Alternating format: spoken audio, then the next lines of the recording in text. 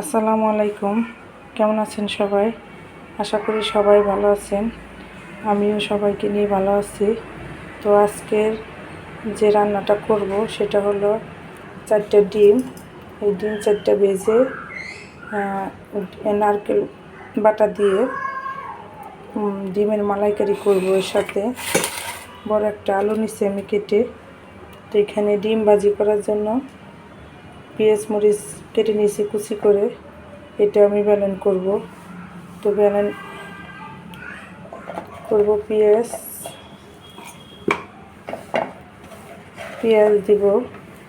এখানে রসুন আর কাঁচামরিচ আছে, এটাও দিয়ে দিব। এখানে আদা আছে কয়েক টুকরা, এগুলো আমি ব্যালেন্ড করে আনবো।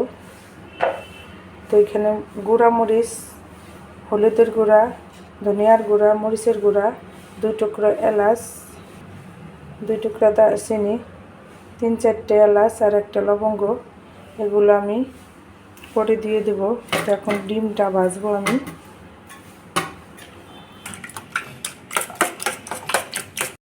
তেলটা আমার গরম হয়ে গেছে, তো এখন ডিম ভেজে নেব। ব্যালেন্ড করছি আমি কাঁচামরিচ, রসুন, আদা সব কিছু ব্যালেন্ড করে নিচ্ছি। তো এখন এই নারকেলটা ব্যালেন্ড করে নেব। আর এই দিক দিয়ে আমি ডিম ভেজে নিচ্ছি, ভেজে টুকরা টুকরা করে নিচ্ছি। আমি 4টা ডিম দিচ্ছি, আপনারা কম বেশি করে নিতে পারেন। এখন এই তেলের মধ্যে ডিমগুলো উঠাই আমি তেলের মধ্যে আলু ভাজবো। তো এই আলুগুলো আমি তেলের মধ্যে ভাজবো।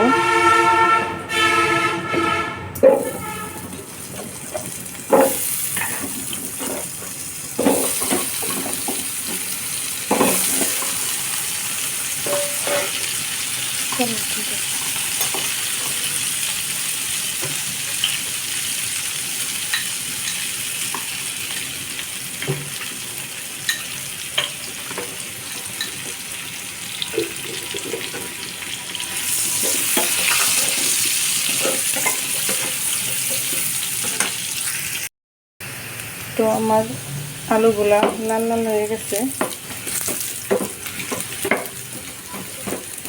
সেটা তুলে নেব এখন।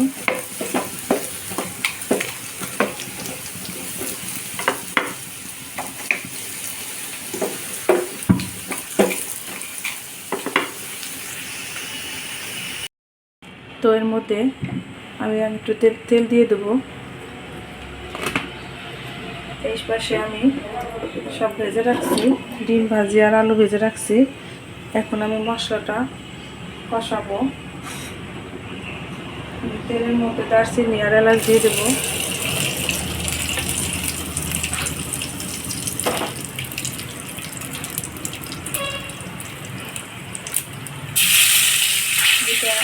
তেজপাতা দিয়ে দিলাম। এই ব্যালেন্ড করা মশলাগুলো দিব।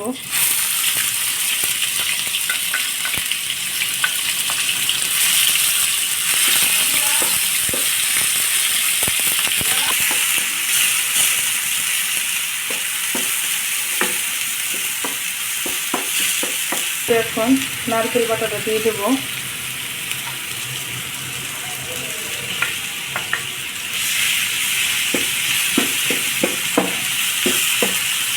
আপনারা বেটেও নিতে পারেন, ব্যালেন্ড করেও নিতে পারেন। পানি দিয়ে দিলাম।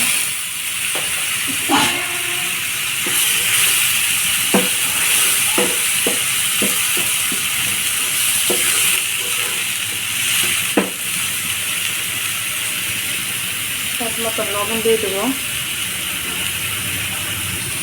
এখানে 3 রকমের গুঁড়া মশলা আছে, ধনিয়া গুঁড়া, হলুদ গুঁড়া, মরিচের গুঁড়া, এগুলো দিয়ে দেবো।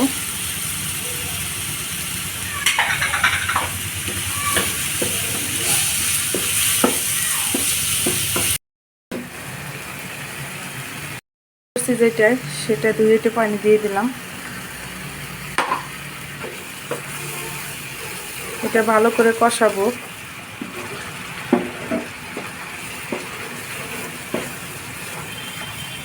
দিয়ে দেবো আমি আলু, ভেজে রাখা আলু।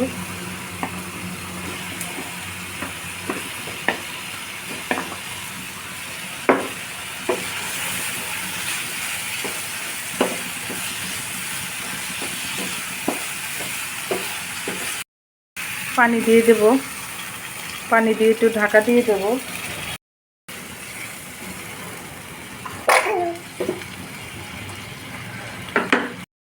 তো আমার এখানে আটক লবণ লাগবে। আর আমার আলুটা সেদ্ধ হয়ে গেছে।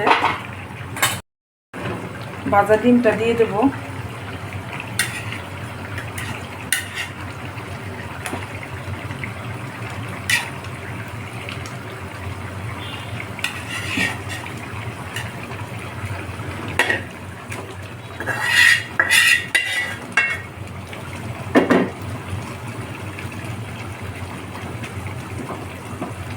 তো কিছু কিছু জিনিসের মধ্যে কিছু কিছু স্মৃতি জড়িয়ে থাকে।